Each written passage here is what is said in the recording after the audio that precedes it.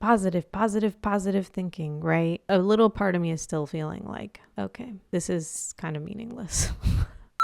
Hey guys, TazzyPhe here. How is it going? I've been making videos for a really long time. I've gone through a lot of iterations of TazzyPhe, and when you've been doing it for as long as I have, you get to a point where you're like, okay, is it time to throw in the towel? Like, I think I've had enough. Maybe it's time to try something new, go in a different direction, put my energy elsewhere. But a couple days ago, I actually rewatched a video that I recorded on a trip back in March of this year that I did not post. And I was just free flow talking about my journey on YouTube. And so I transcribed the audio to see if I could turn it into anything postable. And I literally said so much positive stuff about this YouTube journey. So I thought I'd share that video and react to / add on to some of the things that I said. I'm here and it's a beautiful day and I'm in this park and I feel like in Texas, or at least where I am in Texas, man, I don't get to enjoy this, you know. I don't get to, I just like work all day indoors and then it's so hot outside and there's not really like parks. It's just like burbs, you know what I mean? I want to talk about my journey here on YouTube. I want to talk about what it's like, what it's been like, how I feel about it. Because I've been on here for a long time. I've been on here for like 10 plus years. Although I will say, like, I haven't really done it consistently until like, I don't know, the last few years. I feel like I've been more consistent. I've never really been consistent, to be honest. Now it's happening. But yeah, there's a lot of ups and downs. It's a difficult and unique experience. And I just got a lot of thoughts about it. The first one being that I sometimes wish I could do it all the time. Like when I'm out here for this project, I'm traveling, I'm not on my laptop working, I'm like outside midday, like this is so nice. And I'm like, wow, that would be really nice if I like would have control over my schedule like that and just be able to, is this focused on me? And you know, that I could just, I don't know, live my life the way I wanted to. But I feel like why it's still fun for me though right now is because it's not my full-time job, and so there's not like, there's pressure, but there's not that much pressure, you know, because my income is not reliant on this thing. It's like, but then I feel like I have trouble staying present and paying attention and just like living and existing in my real like life as a person, because I'm doing way too many things. Like having a full-time job and doing this at the same time is very difficult, because you're constantly switching like different modes and different parts of your brain, and it's confusing. And yeah, I literally like slammed my thumb like a week ago. That's how much I do not pay attention and I'm not present. Like even today, I was on my way to go to the shoot today and I missed exits like 3 times, or like I made wrong turns, and that is just like very me.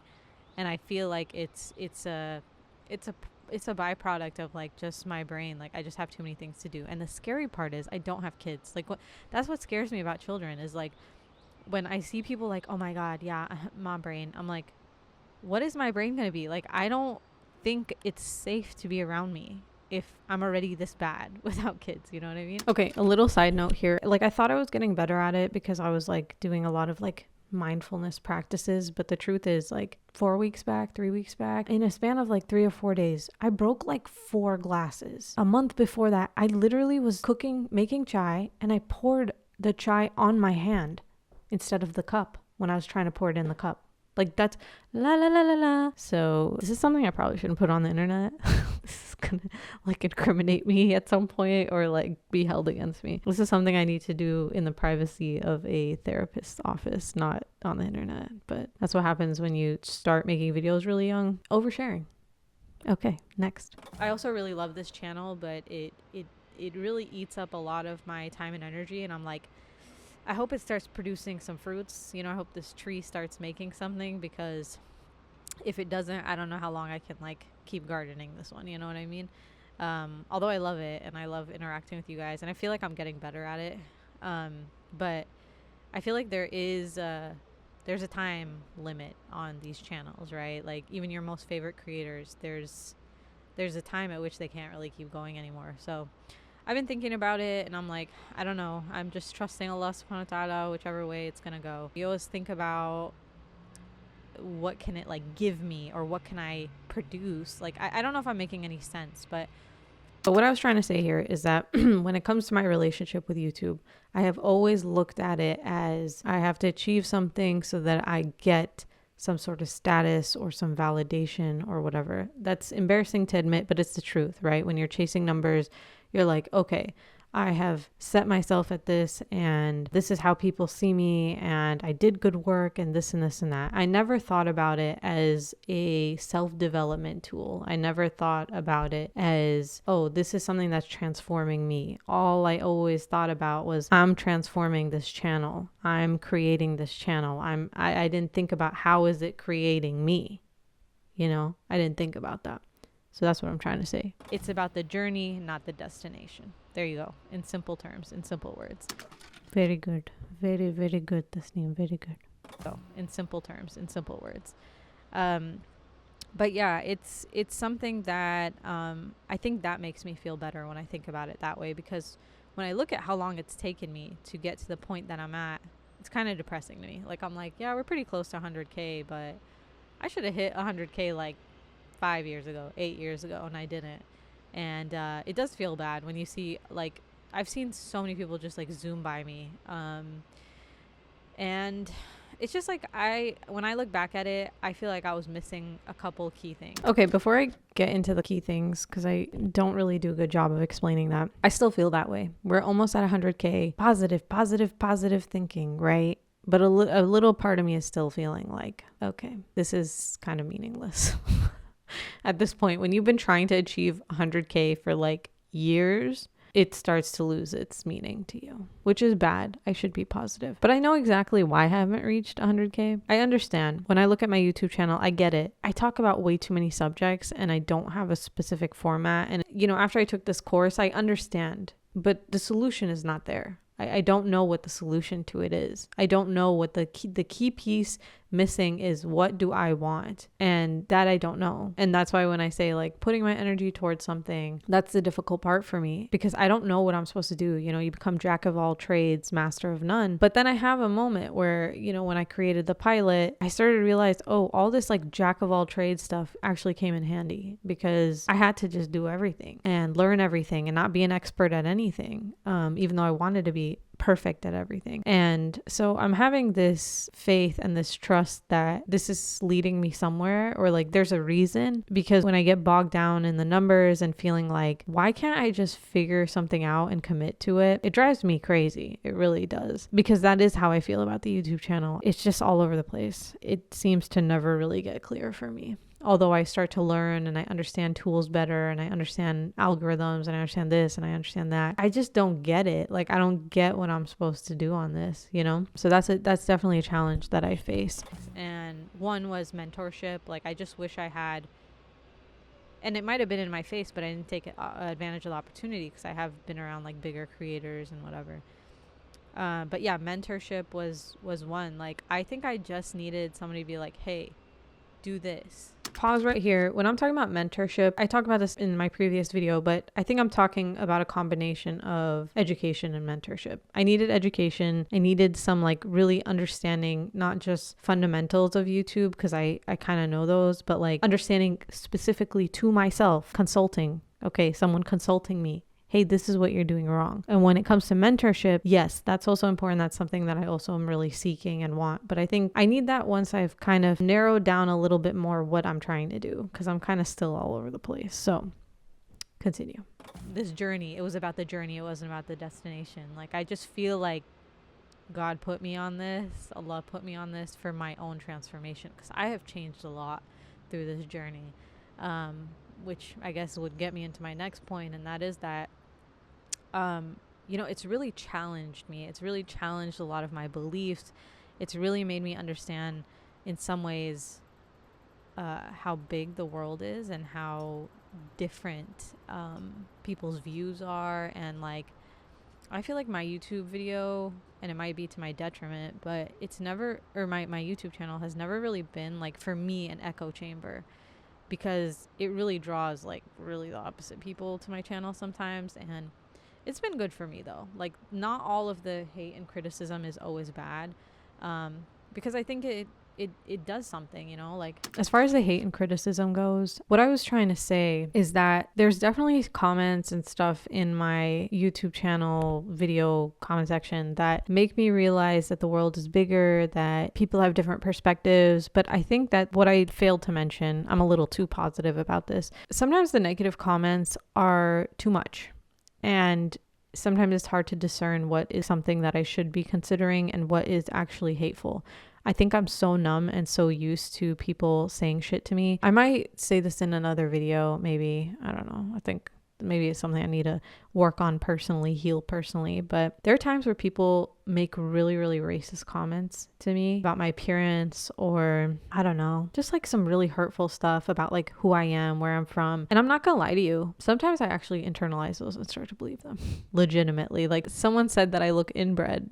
And like, it's funny, but it's not funny, because then I went down this, and they were saying it like in a sense because I'm like Pakistani and all that, which I mean, there's probably like by your definitions of, oh man. But it got to me to the point where I started like Googling like what inbred people look like, and I was like, oh, I look like that. And I'm like telling my sister, I was like, no, but I do look like that. And she's like, Tisney, shut up, you don't look. And I'm like, yeah, I do. And then it's like a large forehead is an indication of like looking inbred. And so then I was like, oh, like that's why. And I was like, my crooked nose. And I was like, it's got to be like my jaw, my chin or something. And the moment I was like, shut the up, okay? I'm not gonna lie to you guys, sometimes that shit really gets to you. I actually had a video recently where I was trying to record about Palestine. This was like when it first started happening. I was really having a hard time recording stuff, but I just like broke down crying, because what I said that made me cry was like, you get so used to people dehumanizing you in the media and just in general, and you actually start to believe it. Like, you get to a point where you believe it yourself. And I'm going to get emotional about it again. Anyway, I just wanted to throw that in there, because that's a lie to just sit here and say, yeah, sometimes it opens my mind. Sometimes the comment section destroys me. Like, sometimes some of the things that people say to me, it absolutely shatters me. I'm not going to lie to you. Another thing someone said something about, I posted my husband, and someone was like, oh, we all know that he just married you for your personality. Dude, it was a good 3 or 4 days that effed me up, that comment. And I remember I was talking to my brother, and I was like, yeah, someone said that to me. And he was like, Tasneem? He's like, you're 32 years old. You need to have children so that you stop caring about this. Like, his thing is like, just have children already. So anyway, it was funny to me. It was funny because you always need someone in your life. You always need that one person who's like, really get it together. Are you crying over internet comments? Come on now. Let's act your age. All right.